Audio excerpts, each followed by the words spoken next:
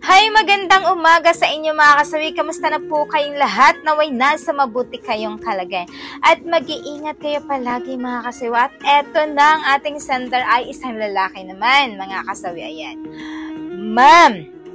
Ma'am, may tanong po ako, paano ang asawa mo ay gusto na paiba-iba ang posisyon? Pero ayaw ko. Ano ang gagawin ko? Pakitago na lang po ng name ko.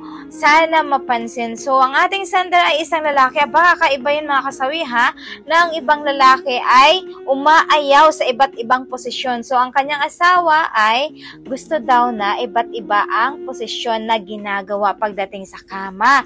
Pero si Mr. daw ay ayaw niya ng paiba-iba, kaya ano daw ang dapat niyang gawin mga kasawi? Siyempre magbibigay tayo ng suggestion dito mga kasawi. Para sa akin bilang babae mga kasawi, kung ang asawa mo na babae ay game na game dito pagdating sa iba't ibang posisyon, why not, diba? Ibig sabihin magpasalamat ka, kasi alam niyo ba kung bakit? Dahil ang ibang kababaihan ay ayaw na ginagawa na nagkakaroon sila ng iba't ibang posisyon mga kasawi. Kasi yung ibang babae ay gusto na lang na humiga, gusto na lang na ikaw na lang yung magdadrive at wala siyang pakialam kung ano yung mararamdaman mo. So, ibig sabihin, napakaswerte mo dahil yung asawa mo ay game na game sa ganitong posisyon na paiba't iba tapos ikaw ay paayaw-ayaw pa. Naku po, kailangan sa mga kalalakihan na ganito, dapat kapag kagusto ng asawa ninyo, ay pag-aralan ninyo yung iba't ibang posisyon. Kasi alam nyo ba kung bakit? Dito yung tinatawag na ibig sabihin, maibigay mo ang kanyang satisfaction.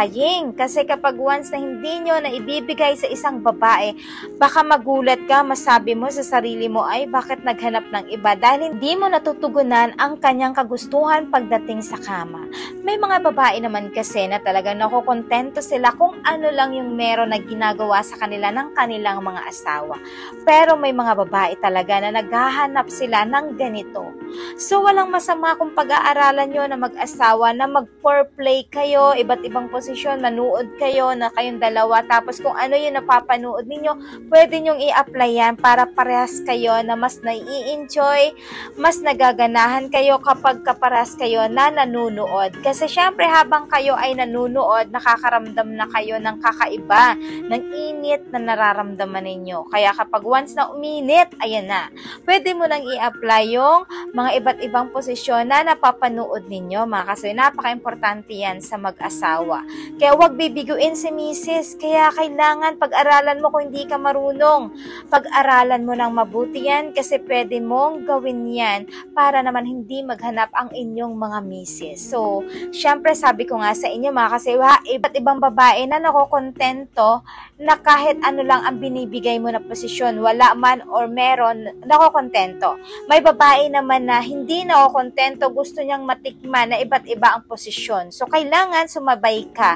Lalo pat ang babae ay sanay na ito na makipag iba't ibang posisyon sa iyo mga kasoy. Pagbigyan mo yun para hindi naman mabigo si misis pagdating dito. At higit sa lahat na hindi mo naman mabitin si misis pagdating dito kapag once na hinihingian ka. Magpasalamat ka dahil bibihira sa mga babae na ganito yung kanilang mindset mga kasoy. Yun lamang po mga kasoy. Maraming salamat. Ayan sa ating sender. Naway nabigyan kita ng dinaw tungkol dito.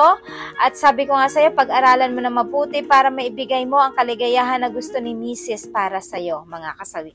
Yun lamang po mga kasawi, maraming salamat sa patuloy na pagsuporta niyo sa akin, sa walang sawang pag-share at pag-comment. Sa mga hindi pa po nakapag-subscribe mga kasawi, pwede na kayo mag-subscribe, pwede na rin kayo mag-follow para updated kayo sa topic ko araw-araw. Magandang umaga mga kasawi. Mahal kayo ng inyong advisor.